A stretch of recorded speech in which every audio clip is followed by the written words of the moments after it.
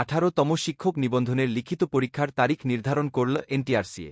18তম শিক্ষক নিবন্ধনের লিখিত পরীক্ষার তারিখ প্রকাশ করেছে বেসরকারি শিক্ষক নিবন্ধন ও প্রত্যয়ন কর্তৃপক্ষ এনটিআরসিএ। লিখিত পরীক্ষা আগামী 12 ও 13 জুলাই শুক্র ও শনিবার নির্ধারণ করা হয়েছে। আজ সোমবার এনটিআরসিএর এক বিজ্ঞপ্তিতে এ তথ্য জানানো হয়েছে। বিজ্ঞপ্তিতে বলা হয়েছে, 12 জুলাই সকাল 9টা থেকে দুপুর 12টা পর্যন্ত স্কুল 2 ও স্কুল পর্যায়ে এবং 13 জুলাই সকাল 9টা থেকে দুপুর 12টা পর্যন্ত কলেজ পর্যায়ের লিখিত পরীক্ষা অনুষ্ঠিত হবে। পরীক্ষা সংক্রান্ত বিস্তারিত তথ্য এনটিআরসিএর ওয়েবসাইটে পাওয়া যাবে। বেসরকারি শিক্ষক নিবন্ধন ও প্রত্যয়ন কর্তৃপক্ষ 15 মে 18তম নিবন্ধনের প্রিলিমিনারি পরীক্ষার ফল প্রকাশ করে। এতে উত্তীর্ণ হন 4,79,981 জন প্রার্থী।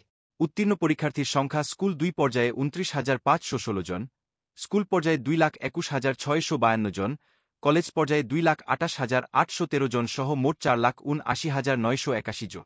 পরীক্ষায় অংশগ্রহণকারীদের মধ্যে সার্বিক পাসের গড় হার 35.80, তবে প্রিলিমিনারি পরীক্ষায় 8,60,000-এর বেশি প্রার্থী উত্তীর্ণ হতে পারেননি।